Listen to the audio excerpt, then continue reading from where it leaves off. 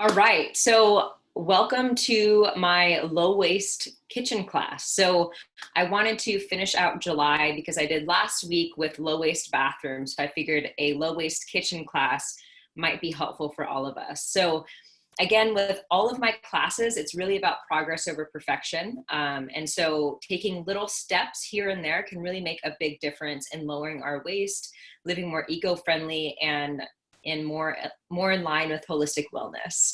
So we're going to be covering today lowering our waste from basically buying food until cleaning. So I'm going to be covering tips about where to get food, getting food in bulk, maybe grocery delivery, to meal prepping, to how to store food properly, to different low waste swaps that we can make in our kitchen, and then how to utilize food scraps and composting, and then again, lastly, to cleaning, and some different tips along the way. So I'm going to be basing my content on my complete food guide that I've made. So it's totally free. So I'm going to actually share my screen here on Zoom. Instagram, you'll just have to catch the recording later. Let me know if on Instagram if you need the guide, and I can totally send that to you. All right, so this is my complete food guide. This guide has information about whole food, nutrient dense, and plant-based food and recipes, tips to save money and time, eco-friendly tips for reducing food and packaging waste, and food with lower carbon footprint. It's all gluten-free and a really easy to follow customizable recipes. But again, we're going to be focusing today on how to reduce our waste in the kitchen. So believe it or not, our kitchen, it can be a source of major wellness and reducing our carbon footprint. And so we're going to be going through how to actually do that. So again, this guide has more than just that, but we're going to be focusing on that. So I'm just going to be scrolling through. Here's my food philosophies that I've kind of broken down for you. And I've kind of gotten this information from a variety of different sources, but a lot of the information and inspiration I have gotten from Regan Jane with her great article about sustainable kitchen hacks. So I'm actually just going to start here. I actually have it open, but I have it linked up in my food guide. She goes through amazing resources for this topic. So I wanted to start with this, especially when it goes to food waste, about why we're actually talking about this, specifically when it comes to food waste. So if food waste was a nation, it would be the third largest emitter of greenhouse gases. So on Instagram, you don't have the image, but this is pretty crazy. China's first, United States is second, and then food loss and waste is third.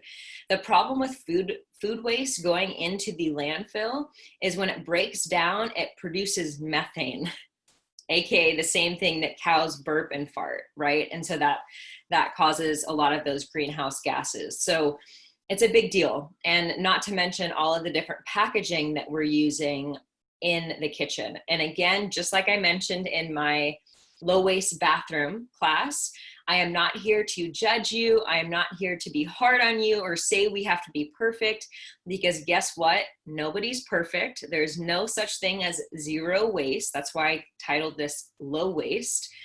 And I'm not perfect about all of these things either. We kind of slowly get to adopt these different habits. So I just wanted to show that graphic and just point you to this she also has a great video here if you're more of a visual person, but I'm going to switch back to my food guide. So again, we're going to be going over from beginning to end. So the first topic is shopping eco-friendly. So how do we shop more low waste and eco-friendly? Well, first of all, it's important to shop as seasonal and as local as possible. So seasonal is important because it's what is growing naturally at that time. The food doesn't have to be shipped from far away to get to our doorstep, which again increases the carbon emissions. And then meal planning is really important too. So we're not just going to the store and buying all these different things, thinking we're going to make a a meal with fresh herbs, which we're all guilty of having the fresh herbs and the fresh veggies go bad in the back of the fridge. Am I right?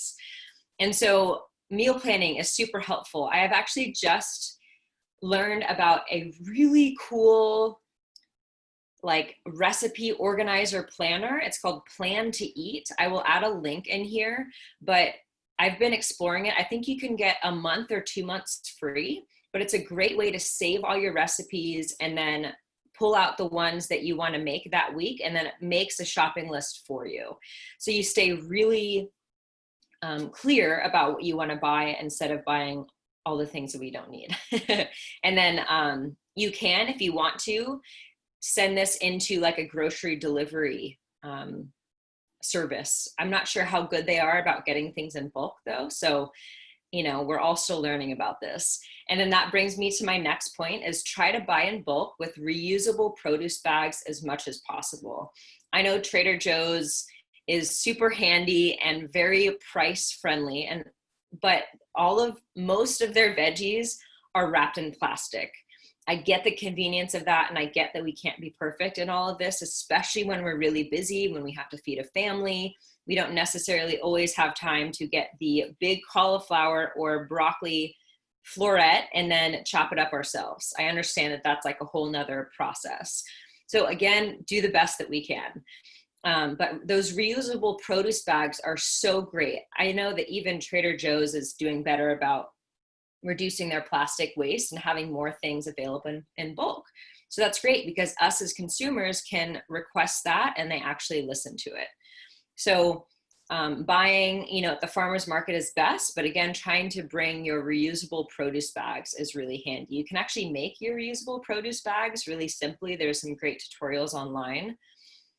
And then also cooking in bulk is really handy too. So you're not having to, you know, cook things every day. It's kind of just done in the beginning of the week. So that's why I love meal prep. I've done a whole other video and class on meal prepping. So I have all of these videos linked in this guide as well. So everything is kind of in one place. Next thing to consider is maybe you want your groceries delivered, because especially with COVID-19, it makes it easier. One thing, so there are some really great local produce delivery boxes. That way you just get what's local and in season, so you don't have to think about it. Then there's another really cool brand called Imperfect Foods. So this brand delivers the quote unquote ugly produce that can't be sold at stores at a discounted price. So it's actually more than just produce.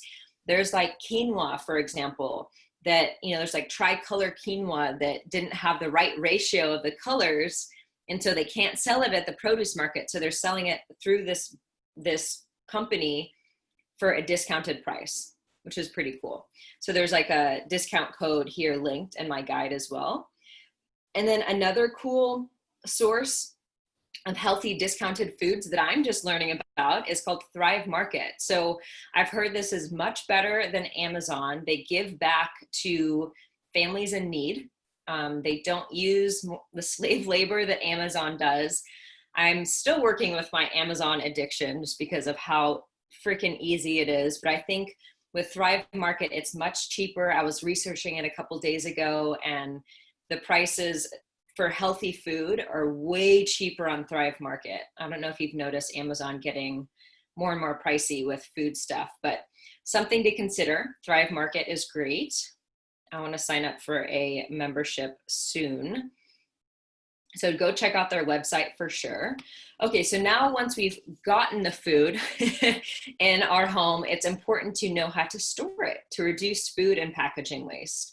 So I'm gonna head over to Regan's blog post here. So she goes through that kind of information beginning that I just covered. But then here's some ways to make sure your food stays fresher. So she has all of these listed out. I'm not going to go through each one, but just know that this is outlined for you. And if you just Google how to store your foods, you're going to come up with some great ideas as well. So one thing I want to highlight here is when herbs are starting to go bad, which all of us have experienced that again. You can actually freeze them into ice cube trays. And then they can be thawed and used in, regular recipes or in additional to herbal iced tea, which I love the idea that Regan has here. So these are all different ideas. I'm gonna head back to my food guide because I go more into detail about the eco-friendly kind of swaps that we can make for the storage. So mason jars are great. Save the jars that you guys get. I know we have so many jars, but I've tried to just keep the ones that I really like and that I have the lids for. And then also glass leak-proof containers. My favorite, I did a lot of research about which ones are actually leak-proof and that the containers don't just fall apart. The Glass Lock, I'm gonna put that in here right now actually, and I'll link all of this stuff here soon. But Glass Lock is awesome. I've had their containers, so I'll just show you.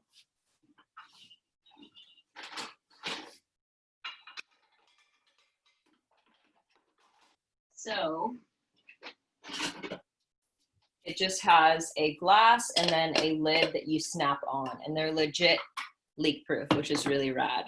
So those are great to have, especially at the end here. I go through like to go or on the go tips about food, and leak proof containers are so important, especially if you're taking your lunch and food with you.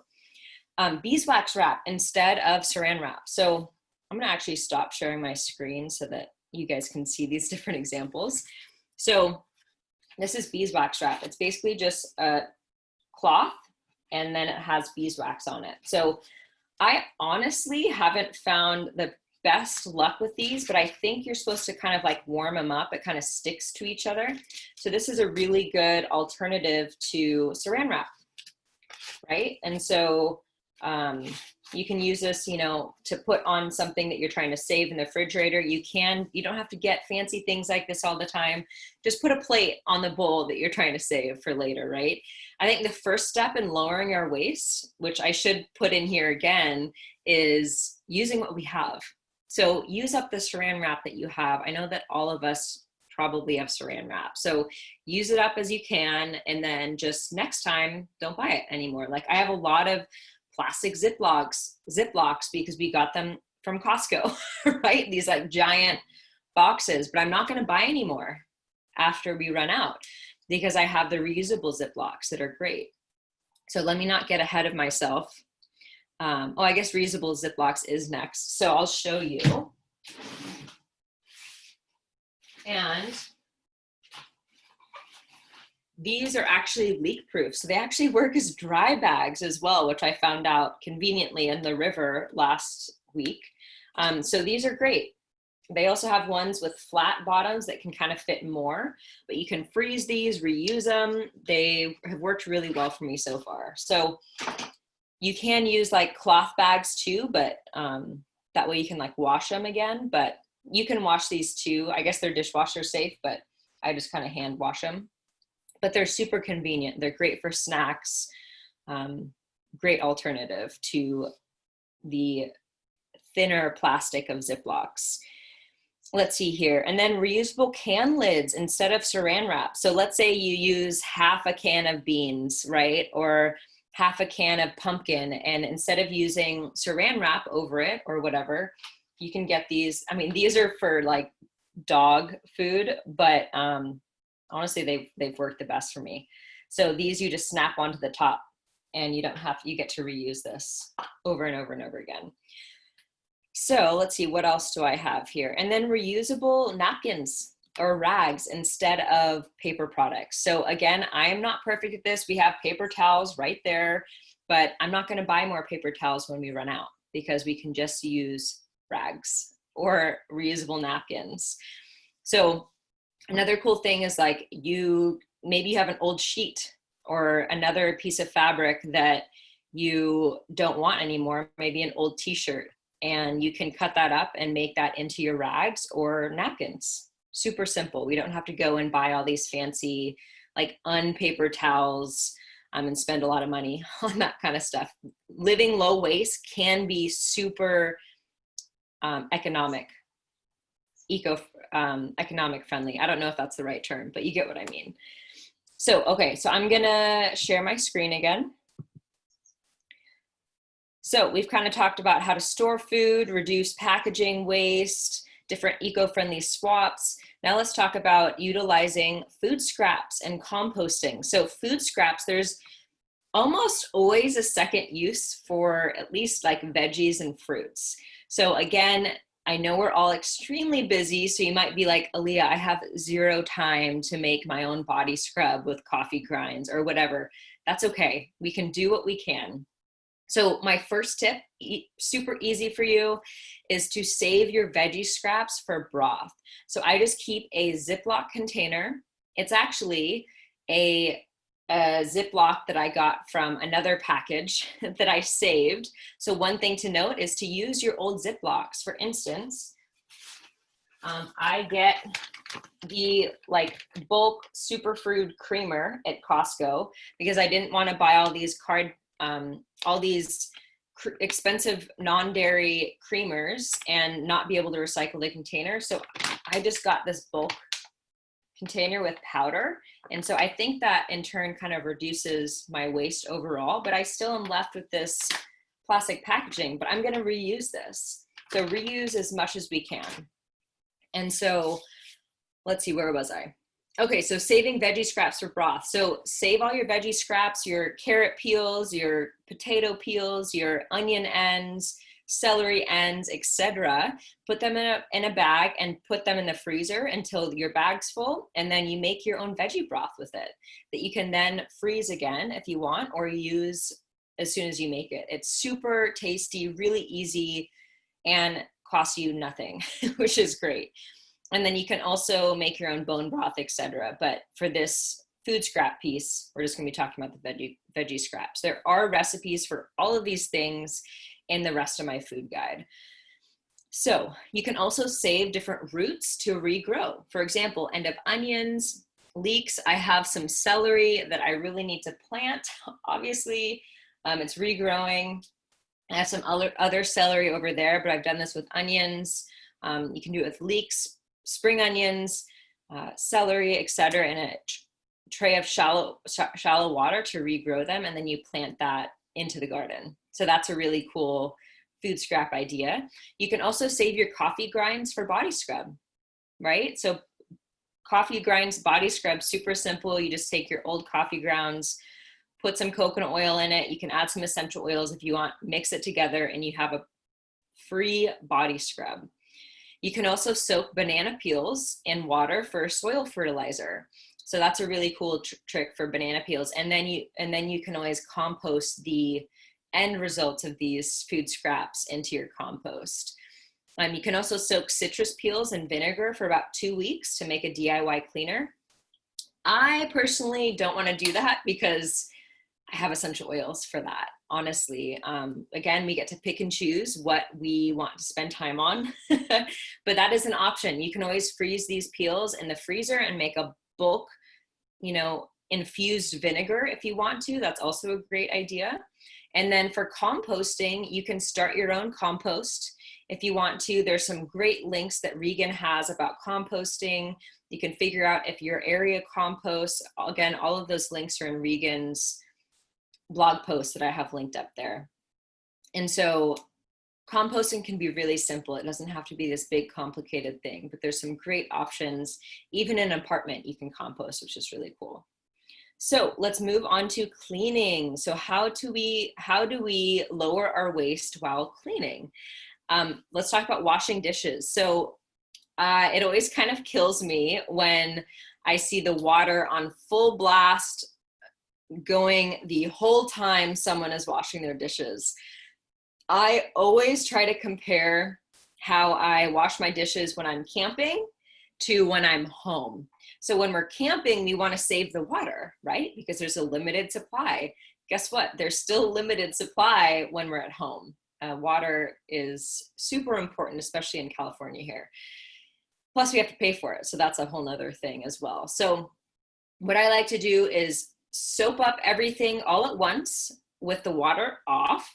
And then I kind of pile everything together, and then I turn the water on low, and rinse it all at once. That way it's kind of like a cascading effect. So you're kind of reducing water waste in that regard. And then you can get different attachments on your sink faucet to reduce your water waste. So that's another thing actually I can add in my guide here.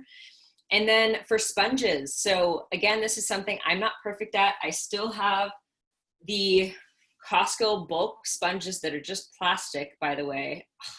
So annoying. So, but there are different options. You can actually grow your own sponges by growing 100% loofah, which is something that I definitely want to look into. There's also compostable sponges. They're really expensive. So I've tried buying some and they kind of degraded and were really expensive. So you can also use a bamboo brush, but the ones that I've looked up reviews on, they tend to split really easily. And again, they're pretty expensive. So honestly, the cheapest thing might be like a scrubby rag that you can just throw into the washing machine, or growing your own loofah, but make sure it's 100% loofah, because a lot of them sneak in plastic in there or make the loofah look natural, but it's actually plastic. So what's cool about the loofahs is you can just literally put it in your compost and it degrades. And then using a dishwasher, if you have one, is a great way to reduce water. And getting bulk dishwasher detergent. I personally have not done this yet, but I know that there are some great options. So something that we can all consider moving forward, right? Step by step. We don't have to do it all at once. And then cleaning. So let's talk about DIY cleaning products. So it's super easy to make your own cleaning products. The one recipe I think I'll list in here is my all-purpose cleaner, and I need to type that out in here. I realized I hadn't done it yet. So this is just doTERRA's On Guard Cleaner Concentrate. It's just a cleaner concentrate. It's freaking phenomenal. It's actually good to be smelling because it has their essential oils in it, which are very antimicrobial. And then water. You can add peppermint to it if you have problems with ants, which we did, but we're use this now to kind of spray and wipe down the countertops, and we have no more ants. So you don't have to have all these 50 different cleaning products. Just get an all-purpose cleaner and make your own. And that way you can refill the container as opposed to filling up the landfill. And so, not to mention, it's also going to save our health because we're not spraying toxins everywhere. So, and it makes it really affordable as well. And then I also like to keep rags really handy. That way I'm not having to wipe down everything with a paper towel. Or I just use my sponge, honestly, for most places on my countertop. We have like a counter sponge and then a dish sponge, so it doesn't get super funky. And we kind of rotate those so that once the dish sponge gets really funky, we change it to the counter sponge, and then we throw away the old counter sponge that got kind of gross. Again, this is not perfect because I'm still using sponges that are plastic. So, but next time I'm gonna be looking into the loofah or like a scrubby rag. Okay, Instagram just paused there. And then last but not least is packing your own lunch or / food, whatever meal you're talking about, and keeping reusables with you at all time. So again, this is why I like leak-proof Tupperware, because you can just throw it in your bag and you don't have to worry about it leaking everywhere. And they're usually good quality when they're leak-proof. And then also a leak-proof or collapsible coffee mug. Really good to keep with you. So that way when you go to a coffee shop, you don't have to use their paper and plastic cups. And so again, they do have collapsible coffee mugs. I've only used mine once, but it is in my car. So I think when I need to use it, it's handy. I haven't used it a lot yet, but I really like the Contigo coffee mugs. They're legit. They're so handy. They last a long time. But again, as a budget, just use a mason jar. Like the heat is not gonna last as long, but we gotta start where we can. And then a reusable spork. I just keep one in my purse. And guess what? You don't have to go out and buy an expensive bamboo utensil set, which I did before, but then after looking at it, I'm like, I could have just easily used my own silverware from home and just keep that with me. So I personally really like actually the REI reusable spork. It doesn't break. A lot of the ones on Amazon that I've gotten break immediately, so it's totally defeats the purpose. But I like having one item that has a spoon on one side and a fork on the other. Again, or just buy your silverware, bring your silverware from home. So that's kind of the information that I had for you today about a low waste kitchen. Again, it's a step-by-step process. You don't have to do everything all at once, but just take an idea that you feel most excited about, most inspired by, and adopt that idea. Make a note on your kitchen maybe about next time we're out of Ziploc bags to get the reusable ones, right? And so maybe try to get family on board as well. So again, that's all I had for you. I hope you enjoyed that. Please reach out if you have any questions about this topic, if you need any help getting the guide.